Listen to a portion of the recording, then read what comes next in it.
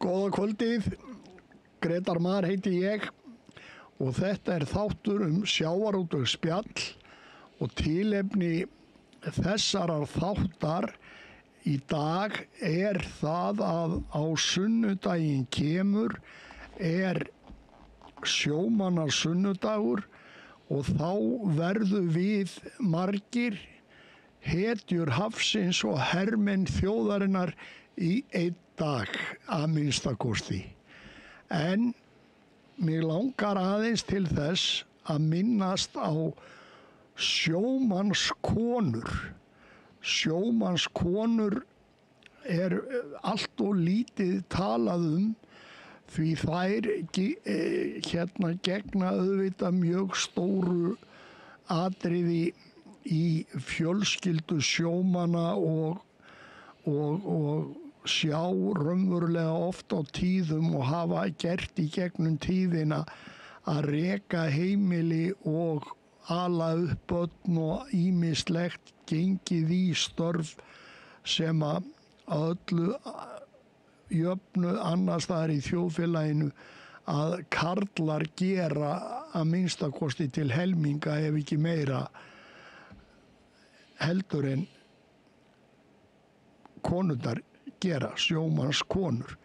Og svo megum við ekki gleyma öllum þeim konum sem eiga sárt að binda og eru í dag og hafa verið síðustu 50-100 árin og lengur ekkjur sem hafa lent í þeim ömurlegum hlutskipti að missa mennina sína til sjós og mist þá í slysum. Og mér minnistæð sérstaklega eitt atvik úr Sandgerði. Það var bátur sem fórst 1960 og þar fórst öll áhöfnin og þar var skipstjóra frúin, hún var ekkja með 9 börn. Elsta barnið var 16 ára gamalt og hann átti að fara út á sjó með pabba sínum kvöldið en mætti ekki til skips og var skilinn eftir og hann var síðan farsæll skipstjóri til margra ára og skipstjóri að ég best veit hátt í milli 50 og 60 ár og hét Guðmundur Garðarsson og Ingimundur, þú varst með Guðmundi Garðarsinni og þekkir þessa sögu örugglega eitthvað, en þarna mistu 3 fjölskyldur og í litlu bæjarfélagi eins og Sandgerði var þá 500-600 manns. Þá var það mikil blóðtaka þegar að voru einhver 17 eða 18 börn föðurlaus. En þetta nú svona auka tal sem ég að minnast á af því að við vonandi getum nú brosað í gegnum tárin þó við séum óhressir með ýmislegt í sjávarútvegi og bæði hvernig við stýrum veiðum og vinnslu og fiskiri og hvernig kvótakerfið og annað þess áttar, að þá finnst mér við þurfa að halda minningu þessara kvenna og þeirra hlutverki í þjóðfélaginu í gegnum árin vel á lofti og bara megi þær eiga gleðilega hátíð helgina og sem víðast en gestir mínir í dag eru Ólafur Jónsson, mín hægri hönd og reyndar á vinstri hönd, en Jón Kristjánsson, fiskifræðingur og Ingimundur Elísson, frá Eskifirði, skipstjóri og stýrimaður og skipstjóri á ýmsum skipum og nýhættur til sjós, ekki rétt? Já, 2 ár síðan. Já, þannig að hvað segir þið í tilefni að sjómannasunnudeginu til að byrja með, drengir? Já, þetta hefur verið, sko, var alveg gleði dagur þangað til þetta fór að heita, hvað hérna? Hátíð hafsins. Hátíð hafsins. Já.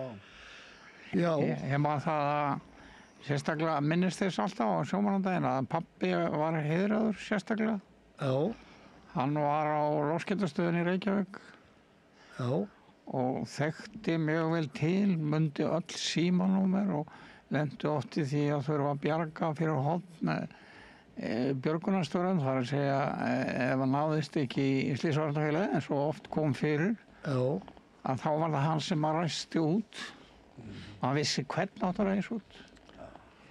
Og ég man eftir því að þegar hann tók til dæmis á móti neyðarkallinu frá Dún til Látrabergi á sínum tíma já, og sendi það áfram til Slysavarnarfélagsins og svo heyrðist ekkert meira í björgunarsveitinni, þannig að hann hringdi nú aftur og sagði, já, við erum búin að ræsa út björgunarsveitina á Rauðarsandi. já, já, Á Rauðarsandi, sagði hann.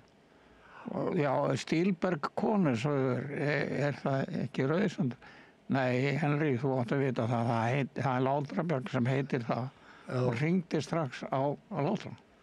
já, já, Og ræsti út, ég man eftir þessu og hann var mjög oft tengdur svona sjóslysum.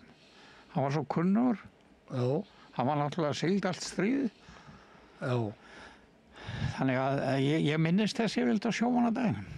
Já, það hefur nú verið á stríðstímum allt svakalegt að vera stanslaust í siglingum.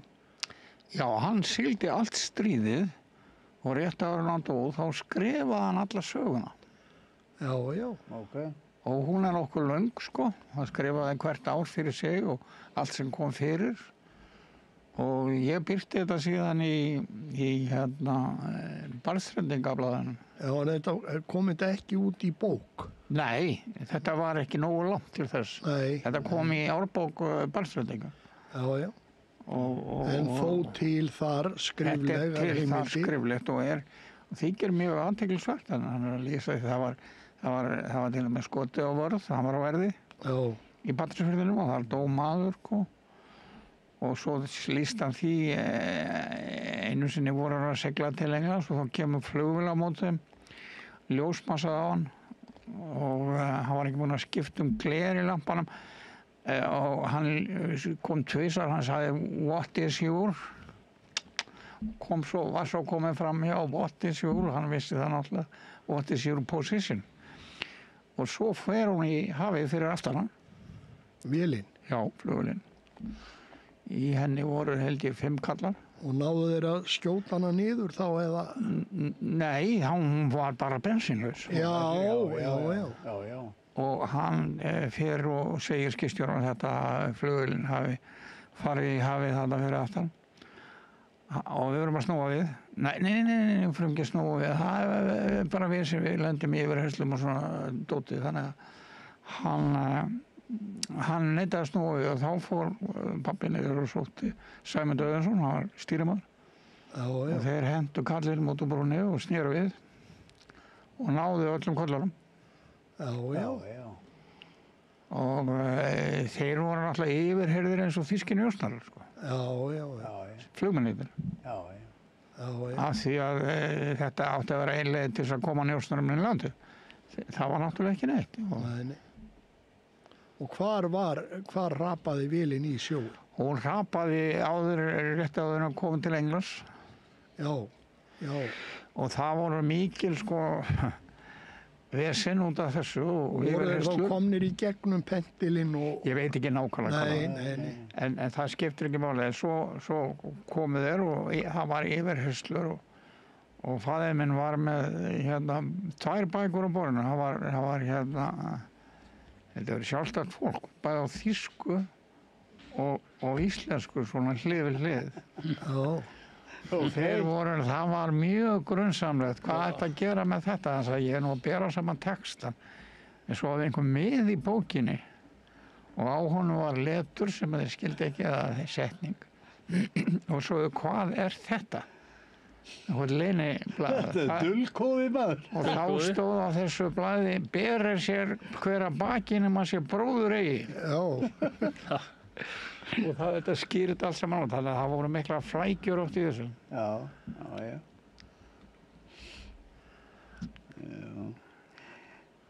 Já, þetta var mjög skrítið að þeir skildu breyta nafnin á sjómannadeginu.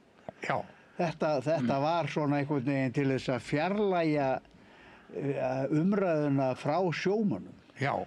Það var ekkert annað. Yfir á annað. Þetta tengist kvótakerfinu. Já, örugglega. Þetta var liður í kvótakerfinu. Þeir tengstust Hafró því að svo fóru að sýna alls konar fiska. Já, fiski. Körum að hann á bakkanum. Já. Þetta var eiginlega illur gjörningur. Já, það var bara að draga athyglinna frá sjómönnum. En ég sá nú í morgun og Ingimundur líka, við fengum gefins sjómannablað Grindavíkur sem bara ég ætlaði að taka það. Þykkur bæklingur og glæsilega flott. Ok, sem að gefa út núna? Já, bara fyrir núna. Og hvað er þetta nálgast svona? Það var... Það kom einhver kall og Grindavík bara með bunga og... Já, í fjörðinni í Hafnarfirði. Já. Og sagði okkur bara að taka, þetta var nú síðustu eindöki sem við tókum. Já. Það var bara glæsilegt blað. Já. Og með viðtölum við marga sjómenn og fyrrverandi sjómenn og svoleiðis. Það var bara, og lofa bara góðu. Það er víða gefin út svona blöð. Grindvíkingar hafa reyndar fram að þessu eldgosa tímabili sínu verið með glæsilegan sjómannasunnudag, sjóaran síkáta og það hefur verið bara 3-4 daga hátíð hjá þeim. Það er engir síkátur sjómenn til. Ekki í augnablíkinu, en Grindvíkingar eiga örugglega eftir að starta því aftur. Já. Þeir eru... Þetta er bara við út á landi, það er mjög lítið gert úr sjómannadeginum. Það er ekkert orðið gert í Sandgerði eða Keflavík eða... Það var alveg svaka. Það er eitthvað á Patreksfirði. Það er mikið á Patreksfirði. Já, ég hef heyrt það. Ég hef farið ákvað á sjómannadaginn alltaf að hitta gamla félaga því ég er uppalega þarna að hluta til. Já. Ég fann enga, ég fann bara pólverja. Það er nú 15 ár síðan það breyst svolítið. Já. Nei, þetta er misjafnt hvað menn gera vel í þessu. Þeir gefa út blað líka. Já, og eitthvað er gert í Hafnarfirði reyndar. Hann var hérna hjá mér í þættum daginn, hann Karelsson, og hann hefur nú verið svona driffjöður í sjómannadagskrá eða hátíðardegi í Hafnarfirði hjá sjómannafélaginu, sem er reyndar orðin bara deild í sjómannafélagi. Er ekki til sjómannadagsráð? Jú, það er sjómannadagsráð, það eru saminuðu félögin. Já, en geta þeir ekki breytt nafninu? Jú, örugglega. Bara stinga upp á því. Auðvitað gætu þeir það. Eins og hérna, þá er þetta allt komið í brím, sko. Brím er eiginlega yfir stjórnandinn á Grandan. Og ég held að það fari bara allt þar í gegn. Ef þú ætlar að setja upp bara tjald, eins og hérna sósíalistaflokkurinn gerði með strandveiðimönnunum árið, sko. Þú þurftir að fá leyfi fyrir tjaldi. Já, eru þeir ekki með súpueldhús handa fátækum? Jú. Svo voru þeir alltaf með balla á þessum stöðum. Það var alltaf mjög besta ballið á árinu var yfirleitt sjómannadagsballið. Já. Þetta var svoleiðis. Er það ekki á Laugardeginum? Jú, en ég meina út að er nokkuð svoleiðis í Reykjavík? Er ekki náma, er Brim kannski með eitthvað? Ég held að sé ekkert í Reykjavík. Svoleiðis maður hefur ekki séð það allavega auglýst eða fyrirhugað. þá, Þetta er orðið mjög breytt það var og mjög gott alltaf á Norðfirði, Vestfirði líka og já, þetta var það hefur víða. minnkað mikið svona umstangi kringu daginn. Já, svo er náttúrulega hérna í Reykjavík, það er ekkert hægt að fara niður í bæ, það er hvergi bílastæði, nokkuð skapaðan hluti, það er bara þrengja svo mikið að, í alvöru. Þú voru að leggja upp við Hallgrímskirkju, nei, upp við Og það er hægt að labba með fram höfninni frá, frá Hörpu. Já, og labba þarna fyrir neðan og þar. Já, en sko, ég lagði út á Granda, sko. Út á Nesi Og Grandinn er alveg undir lagður. Og Nesi, Seltjarnarnes. Nei, þetta er nú hellingur og fólki niður í bæ. En við erum að tala sjómannadaginn og við erum náttúrulega þekkjum það að slysavarnamál hafa tekið stórstígum framförum á Íslandi Heldur betur. síðustu 20-30 árin. Já. Og það er Slysavarnaskóli sjómanna, spilar þar mjög stóra rullu og hefur leitt af sér mjög góða hluti og síðan hefur eftirlitið borð í skipum lagast mikið. Kemur að sjálfum sér. Já, kemur að sjálfum sér. Þjálfaðir í þessu. Og vita hvað er að gera. Vita að hverju er að leita. Já, það kemur í gegnum Slysavarnaskólann og síðan er líka eitt sem að mér finnst stundum gleymast þegar verið að ræða slysavarnamál og það er hvað veðurspárnar í dag eru orðnar betri og nákvæmari heldur þær voru. Já, það er alveg... Það kemur ekkert veður mannum á óvörun. Ekki svona eins og hendi veifað. En það eru bara, ég man eftir því, það eru eitthvað 20 og kannski 5 ár síðan að þá voru við bara í róðri frá Sandgerði og þá er bara kallað í okkur bátar sem voru út á Skerjum, utar heldur en við vorum og sögðu, heyrðu, það er bara komið suðvestan 12 vinstig og bylur og þetta var bara, það var blanka logn og þar sem við vorum og við snérum við. Það reyndar fórst nú bátur þá frá Akranesi út af Garðskaga. Já, Óskar á Arnirni, hann lét vita af þessu. Hann ringdi á Veðurstofuna og þeir ætla ekki að trúa honum. Nei. Svo þeir náðu allir þessi smábátar, þeir náðu að fara í land. Gátu snúið við og komist inn. Þeir voru bara þannig við Sandgerði litlu. Já. Það voru allir í bara, það var reyndar þungalda, en það var alveg tjallsli, eða logn. En þungalda, svo bara þegar gerði suðvestan storm, þá var bara hálf ófært. Sluppu ekki allir inn í Sandgerði, það fóru einhverjir inn fyrir Garðskaga, Bara það komast í var. Það komast í var. Já. Ekki má gleyma veðrinu þarna 63 þegar hitinn lækkaði 20 stig á hálfum sólarhring. Já. Fórust fleiri bátar fyrir norðan. Já. Já. Það var ekki við Dalvík og þar ekki staðar. Jú, Dalvík. Ég var þarna á sínum tíma og það gekk illa bindan bara á Akureyri. Það var svo brjálað veðri. Já, varskipið. Já.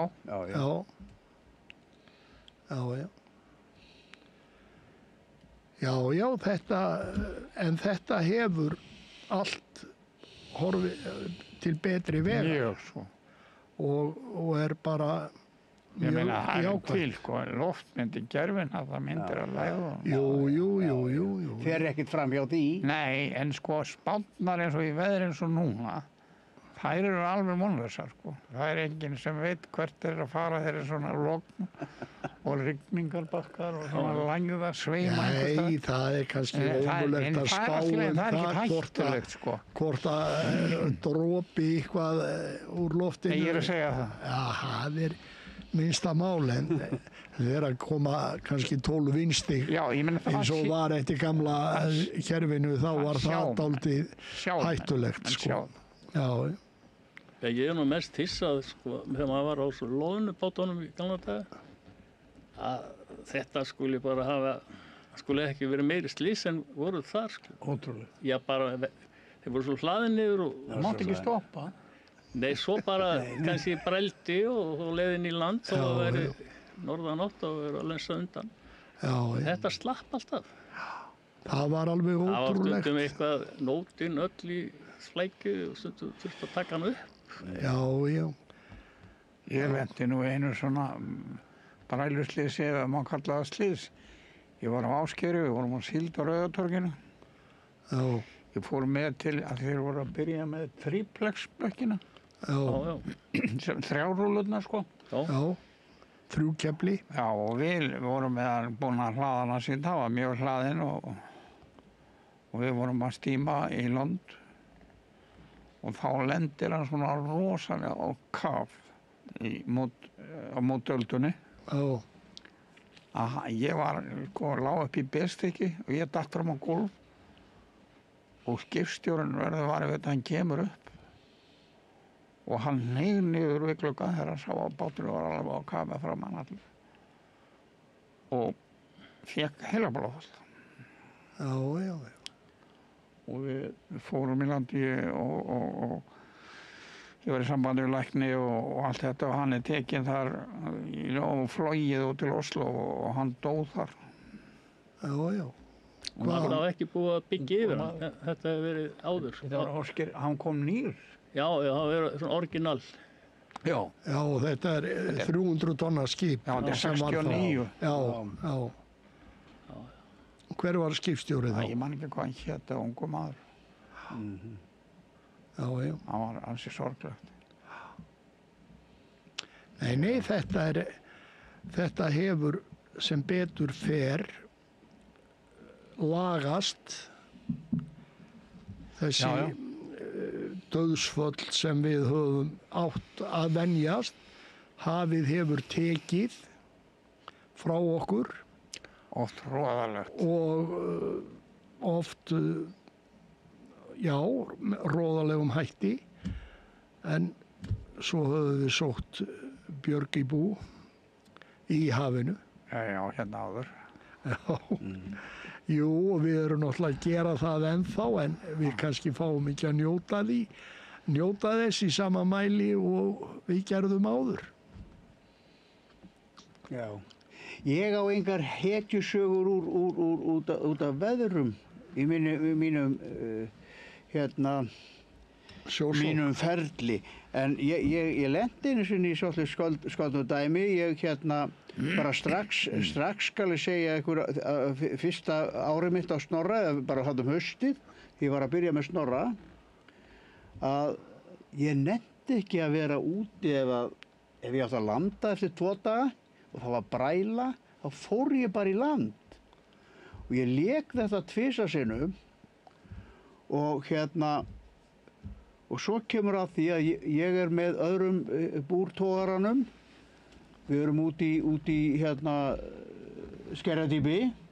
Það er svona leiðinda slappandið, sko, vilt á að kasta og ekki að kasta. Og við erum að draslast þarna, fá 1,5–2 tonn hvor af karfa. Og svo bara ég á landið á miðvikudegi og ég renni bara, ég bara tek þetta inn fyrir og byrja að keyra í land.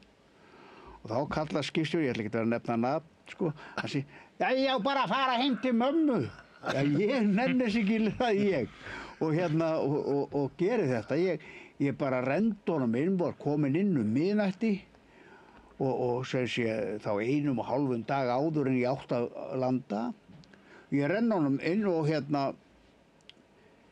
og legg bara og lét bara þá það, hvort þau myndu landa eða gera hvað, fer bara heim, nema það hringt í mig strax morguninn. Það er Marteinn Jónasson. Óli, þú verður að koma og tala aðeins við mig. Kalla minni á skrifstofu. Og mig grunaði hvað væri. Að þetta voru bara lög, sko. Þetta bara hanguði garska frekar en að koma í land, sko. Og Og ég gerði það á veigunni þar áður, sko. Við hengum stundum 2 daga undir Garðskaga, á þess að fara í land. Handlögur. Bara í kolvitlusu Hvað veðri. skipið sér? Já, bara í kolvitlusu veðri. Þeir hengu þar, þeir þorði ekki í land, nema ég er bara komin að maður. Nú er ég kallaður á teppið. Og ég kem að það í hádeginu. Og ef við munið hvar hérna skrifstofan í bæjarúginni var bogaglugginn þarna flotti á húsinu. Það var skrifstofa framkvæmdastjórans. Já. Og ég labba þar inn og þá stendur hann í glugganum. Já, Óli, ég ætlaði nú að tala við þig og þú værir alltaf að koma svona í land. En það fór heldur illa fyrir Ingólu Arnarsinni. Hann fekk brot á raskatið, Já. hliðið stóð eins og himnahlið upp í loftið og allt mölbrotið aftan á skipinu. Svo ég fekk bara þakk fyrir að hafa komið í land. En voru þetta ekki sjóborgir þessi skip?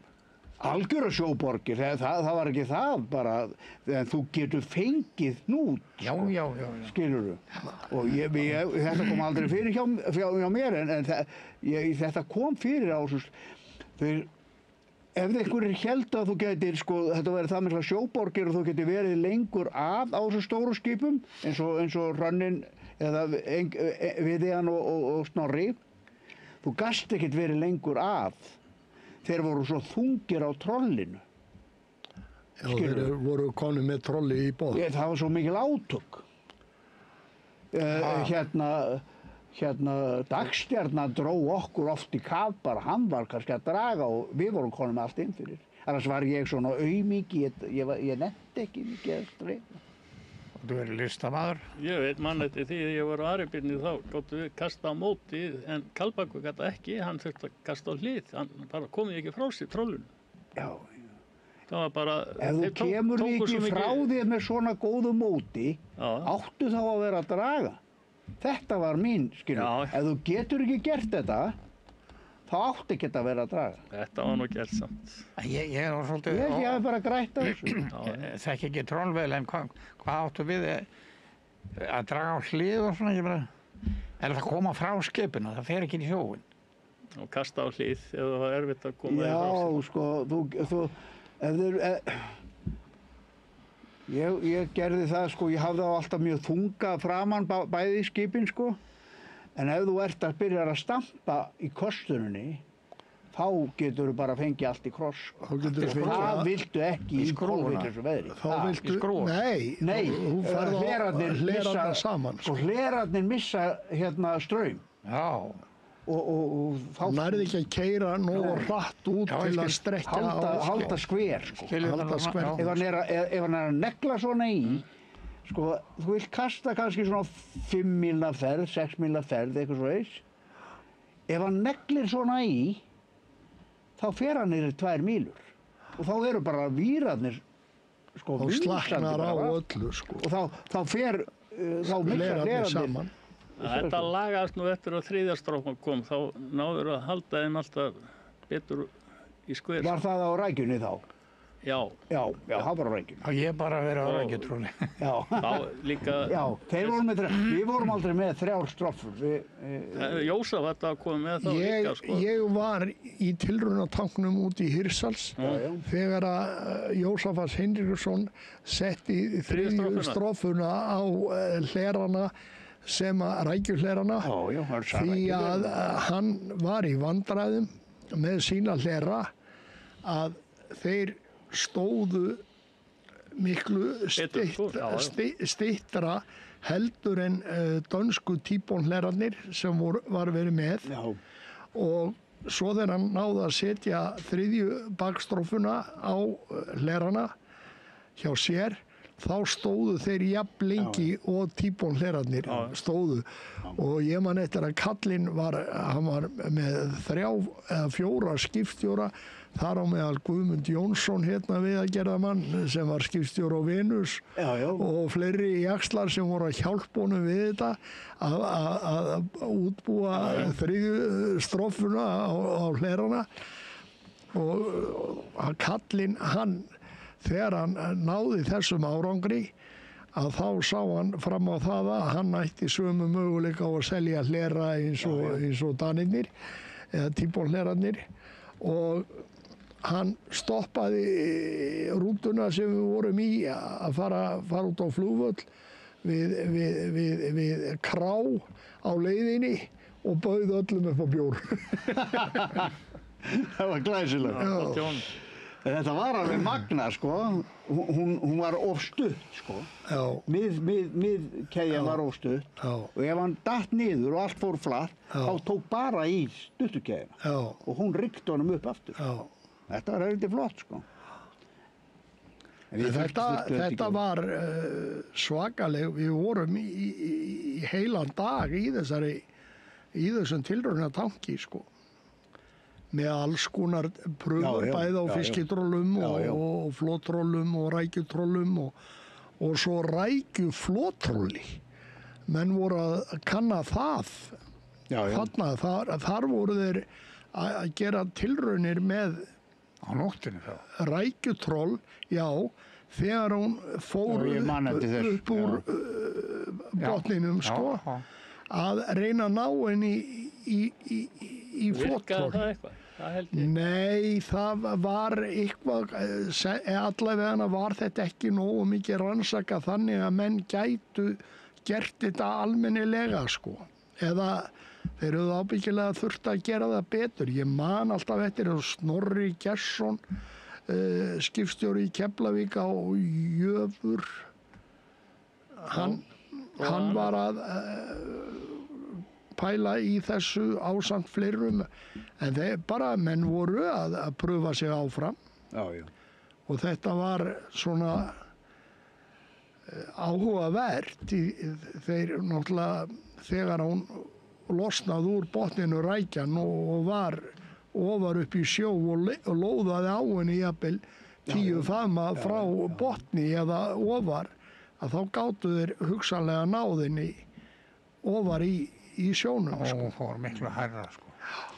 Það var gaman að því að fylgjast með hampiðinni eins dóminerandi og þeir voru á markaði, en þeir voru glugginn okkar í svona tilraunum og að hjálpa okkur áfram að þróa trollin og var ekki Guðmundur Gunnarsson, heldur betur. Hann var svona hann var algjör völundur í þessu og íslensk togarútgerð á honum mikið að þakka. Og hampiðinni líka, öll þessi efni og allt sem þeir hafa verið að setja á markað. Ég man eftir því þegar við vorum þannig á Flæmska hatti á Rækjuauður, sko. Ég hélt mjög nákvæmlega skrá yfir það og alveg allt bótið að það veiddist ekkert á nóttinni, ekkert í botnrúllu, akkurat 0. Og það voru náttúrulega upp, en það var aldrei reynt að sækja hana. Hins vegar var annað sem ég gerði þannig niður frá að þeir voru náttúrulega með svolítið langa keðjur í fiskilínunni. Og ég setti svona lítinn poka þarna undir á milli. Og í hann kom mikið af stóri rækju. Þá sagði ég hún var að fara undir. Undir bobbingalígjuna? Nei, fiskilínu, á milli bobbingar á skilurðu. Af því hún var svolítið þá 6-7 hlekkir, sko, svolítið mikið. Og ég túlkaði það þannig að þegar hún fattar trollið svo seint að hún næri ekki að hoppa inn í það. Þegar trollið kemur þá hoppar hún upp. Svoleiðis að ég setti svíper á annan trollið og við mældum það svo eftir. Það var 25% meira stóri rækju í því. Og stóra rækjuna. Þá ertu að tala svíper, þá setur þú keðju fyrir framan. 10 millimetra keðju, 2 metra fyrir framan. Opið á trollinu. Bundið í rossin. Og hún var það grönn þessi keðja, og hún bara slitnaði við festu. Það var ekkert annað, hún kom upp með þessu. En þeir kunni ekki að nota þetta. Og hættu því. Svo heyrði ég það frá þeim, þeir eru verið að drekka með einhverjum Kanadamönnum og þess að hér eru allir með svíper. Já, nú í dag. Já, þá, þetta Já, er já, mörg ár síðan. Ég hef aldrei heyrt minnst á þetta. Sko. Hvað segir? Það er nú lengi á Reykjavík. Þetta var alveg opinbert. En þetta var ekki á íslensku skipunum. Já, við vorum náttúrulega íslensku skipi. Já, en Hefur þetta á ekki getað virkað hér Flæmjökulum. líka? Já, nei, Hefur þetta ekki getað virkað hérna? auðvitað hefði gerað það. Þið sjáu plóana. Þetta er algjör snild, þessi plóar sem eru að nota á sæbjúin og ígulkerinn. Þetta eru bara keðjurnar sem tikla þetta upp. Já, já. Þetta er alveg svakalega flott að sjá þetta. Það er alveg með þetta eins og ég heiti Skota sem var á Sædjöfli þarna, Já. Breiflapp, hvað heitir hann? Skotisson. Skötuselnum? Við Færeyjar sko, Já. hann var með tiklur. Og hann dró alltaf í hringi. Hann dró alltaf trollið í hringi, ekki fram og aftur. Nú. Já, ég veit ekki hvað þeir smalaði minna með því, en þeir gerðu þetta.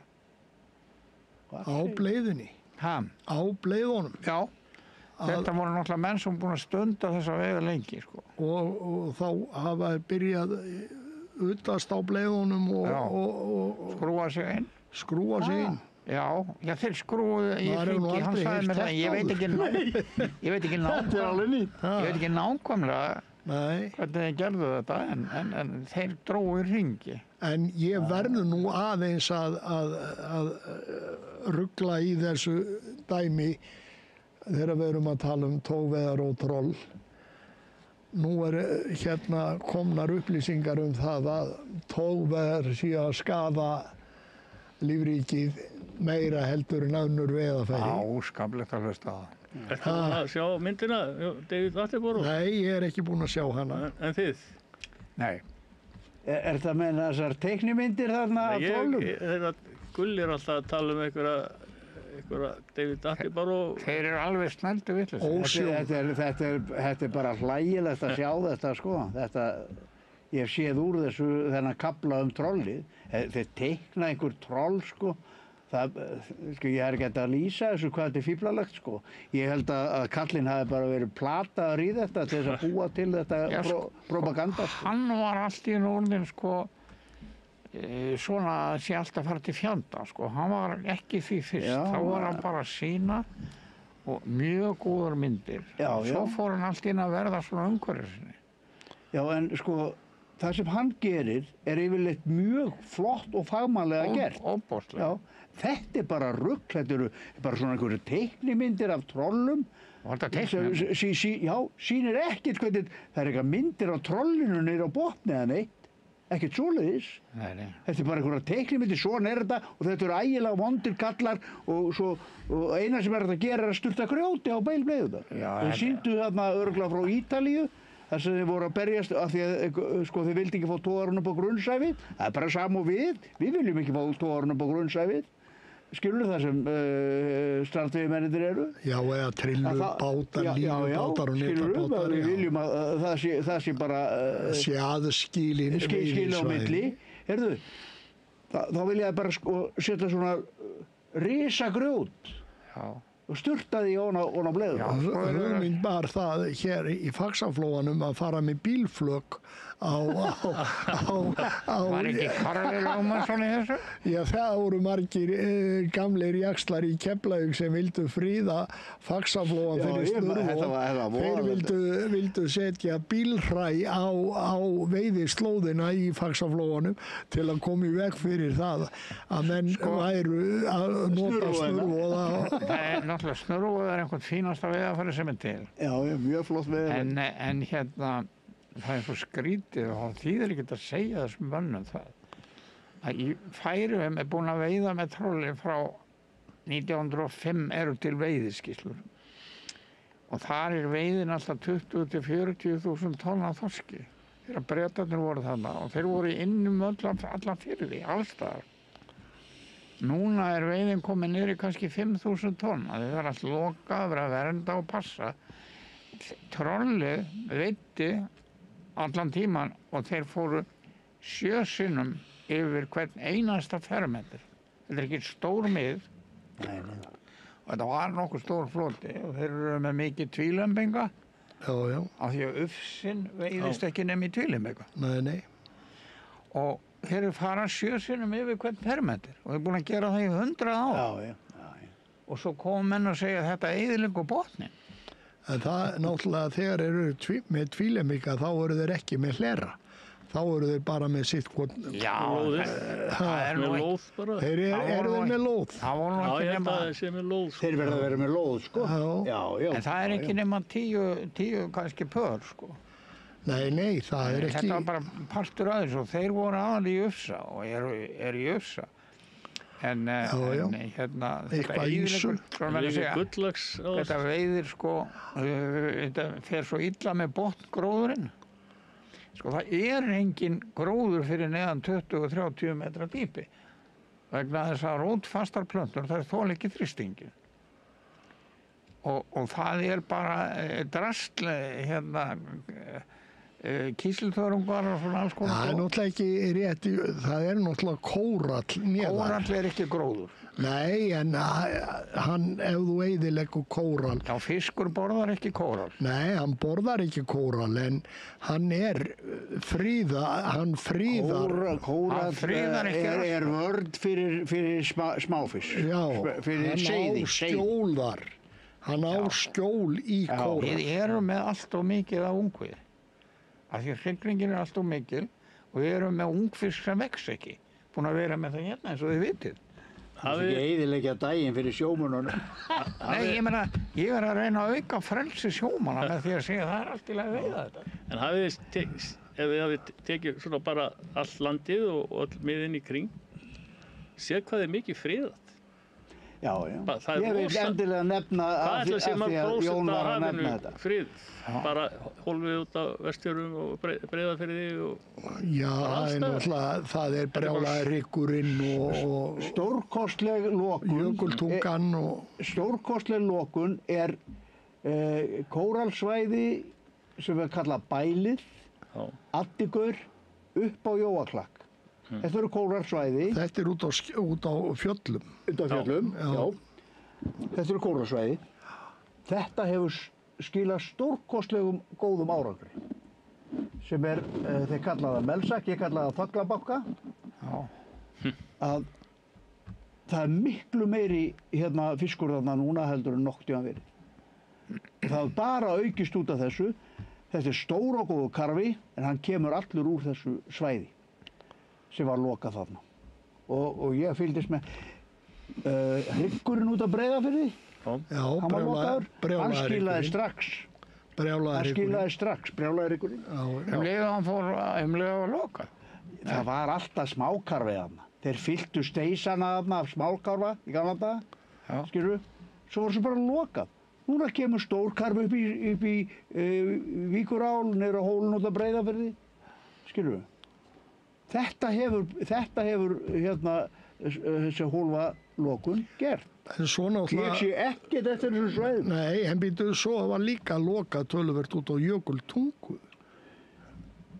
55 mílna hotnið Já, og fyrir það. norðan jökuldunguna. Já, 55 minn hólf. Já.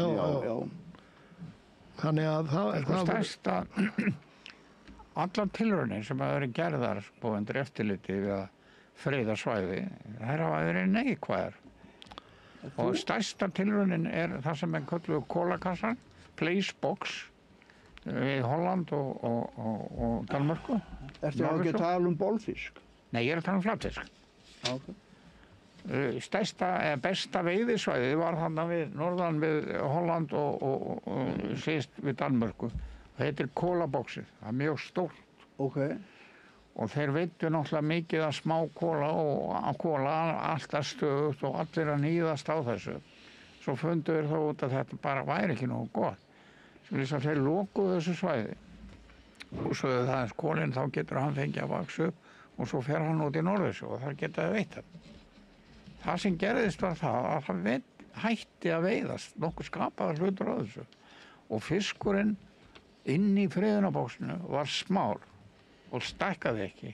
Já. Og menn komast að því að hann hefur ekkert að éta. fyrir utan voru þeir að éta orma og svona dót og hafa miklu betri fiskur fyrir utan þar sem var veitt. Þannig að þeir segja, það er vegna þess að það er miklu meira æti hérna fyrir utan. Akkur er ekki æti fyrir innan, af því það er búið að klára það. Þetta var algjörlega neikvætt og það komið nokkura skýrslur þennan árangur, en það er enginn sem fer eftir því. Enginn sem lærir að þessu. En er ekki stór vandamál hjá okkur í gegnum heildar fiskveiði stefnu okkar og stjórnun á fiskveiðum á vegum Hafrannsóknastofnun hvað við erum búin að taka mikið af loðnu úr hafinu? Ég er ekki sammála á þessu. Nei, en við erum búin að taka samkvæmt upplýsingum frá Hafrannsóknastofnun sem hann Björn Ólafsson var að kynna fyrir. Það er búið að taka frá því við byrjum að veiða loðnu 35 miljón tonn af loðnu úr hafinu. Já. Og núna hefur ekki verið hægt að veiða gramma loðnu síðustu 2 ár. Nei. Reyndar 8.000 tonn á þessari vertíð sem að var að líða, sem er bara brandari, það er afli í 2 skip. Loðna er svo stuttlíf. Já. Hún verður ekki nema 30 ára. Já. Og það hefur alltaf verið passað upp á það hérna að væri nægur hrygningarstofn. Hver segir það að það sé rétt hlutfall hjá? Ég get ekki svarað því vegna það getur ekki létt, en það er alltaf skilið eftir, á að skilja eftir 400.000 tonn. Það á að skilja eftir nóga loðn. Og mér sýnist að það sé svo sem allt í lagi. En það sem gerist síðan er að það kemur engin loðna hingað. Og það er vegna þess held ég að loðnan fer kringum landið og er að alast upp þar fyrstu 2 ára. Uppeldi stöðvarnar eru náttúrulega norður í hafi. Já, fyrir norðan land, skulum við segja. Já. Og það er á þorskveiðislóðinni. Þorskurinn étur upp loðnuna áður en hún kemst til Grænlands. Eða það er mín teóri. Ég meina, hann er ekkert smá átvagn. Nei. Og það er það sem getur sjálfan sig alveg brjálað. Já, en það er það sem menn virðast ekki taka til athugana hvað hann er rosalega mikið átvagn. Já. Ég gerir mér grein fyrir því. Ég hef séð hvernig hann lítur út þegar hann er í loðnu. Svo er það þannig eins og núna að menn eru að segja það að það kemur engin loðna og er að kenna flottrólinu það. Sko, hann er mældur áður en veiðarnar taka við. Það er ekkert fara að skarka í honum. Það er ekkert skarkað í honum að það er á lítið á honum. Þannig að það er ekki veiðarnar. Á loðnunni? Já, það er ekki veiðarnar sem slíkar á því tíma sem að gangan kemur. Það er ekkert fara að fyrkt í göngunni þegar mælingarnar fara fram. Eða þess að við finnum ekki meira þetta. Þá hefur það bara nýluðunin að bregðast. Það er svo lítið af loðnu sem fer til Grænlands.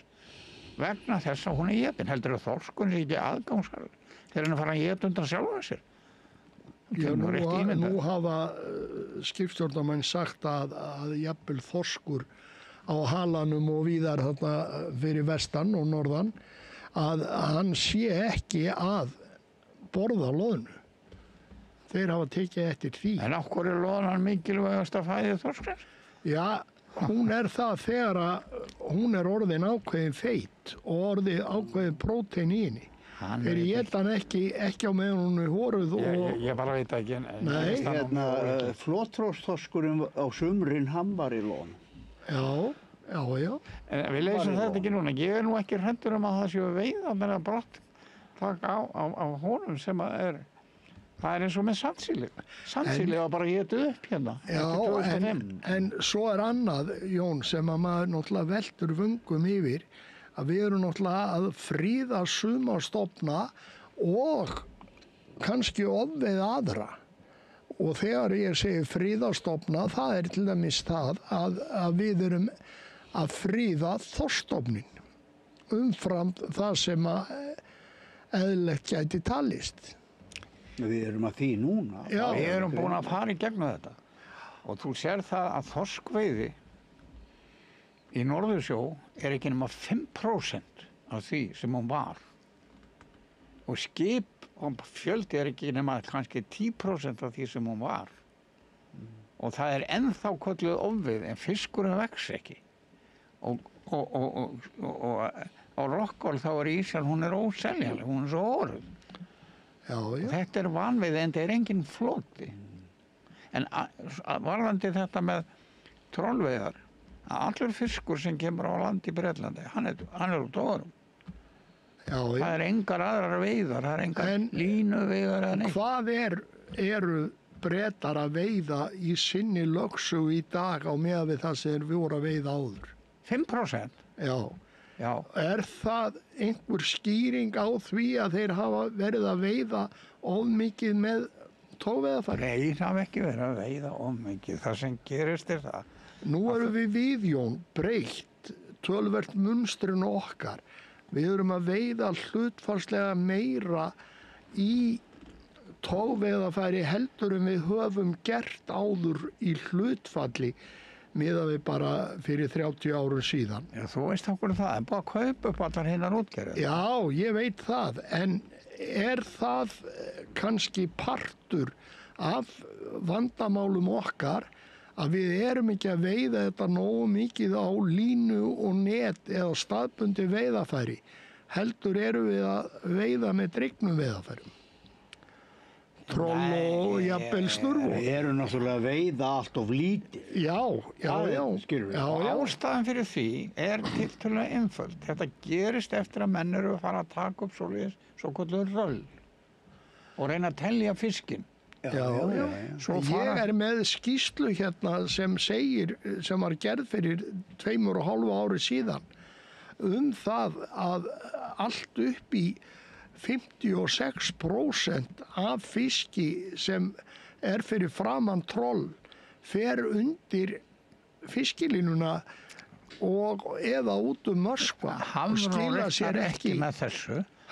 Hafró reiknar ekki með þessu. Nei, en Hafró, þetta skýrsla frá Hafró ásamt norskri Hafróstofnun og nýsjálenskri. Þeir geta skrifað eins margar skýrslur eins og þau vilja. En staðreyndin sú að þetta rall það vanmetur stofn.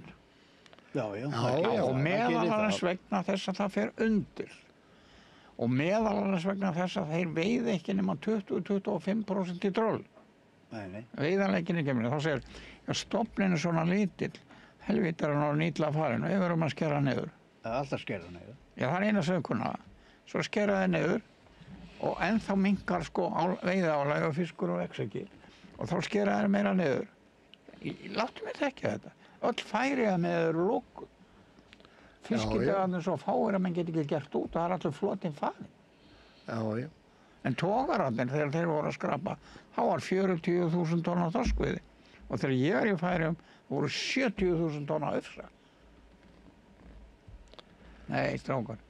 Þetta þessi norska aðferð, ég verð aðeins að segja þessar norsku aðferð. Þeir setja sapppokan, efri hlutan á sapppokanum, hann festur á fiskilínuna. Já. Það þýðir að hann dregur fiskilínuna upp. Hann ekki á trollinu, ekki á bengalínunni. Hann ekki fastur þar. Nei, hann fastur á fiskilínunni. Fiskilínan, þú slakar henni aftur fyrir keðjunni og lætur hana, til þess að fá fiskin sem fer undir bobbingar. Þú veist að fiskunum fer undir rokkoberinn og bobbingar. Þú slakar bara þegar þú ferð á þorsk eða ufsa, eða botnlægan ufsa, þá slakaru keðjunni á litlu trolli og þú slakar henni aftur fyrir. Hún hefur hana lengri heldur en bobbingalengjuna. Það til þess að hún fari niður. Þeir koma með hennan poka, þeir setja hann á fiskilínuna, fiskilínan fer upp, svo þeir fá alla fiskir sem koma undir, sem átt að fara aftur í troll. Þetta er algjör upp, sko. Ég seti minna poka. Hvernig heldur þau geti fengið 50%? Hvað mikið af fiski ef að þeir fá alltaf 50% í þennan helviti sapppoka? Ég seti sapppokan í keðjurnar. Í keðjurnar sem að halda fiskilínunni frá bobbingalínu. Ég treysti mér ekki til að segja hvernig þeir hafa gert þetta eða annað þess áttar, en mér finnst þetta dálítið skrítið þegar að 3 hafrannsóknastofnanir treysta sér til að gera og setja þetta upp með þessum hætti, að þessar rannsóknir, að þeir fá þessa útkomu í yngstu árgöngunum, alltaf 56% fari ekki inn í trollið, heldur í gegnum möskvana og undir fiskilínuna, og þetta finnst mér ótrúlega lítið fjallað þetta atriði. Ekkert. Nei, Sko, ég skrifaði nú grein fyrir mörgum árum og þá lagði þora þeir ekki að fjalla svona hluti á opinn hátt og velta vöngum yfir þessu og skoða þetta jafnvel með Það var bara að setja bara róbot á það niður og skoða þetta. Það er ekkert annað að gera. Þeir sjá þetta, en þeir kunna ekki að túlka það. Ég gerði einu sinni línurit yfir fjölda í ralli, það er alltaf gefið upp fjöldin af hverju árgangi sem þú veiður.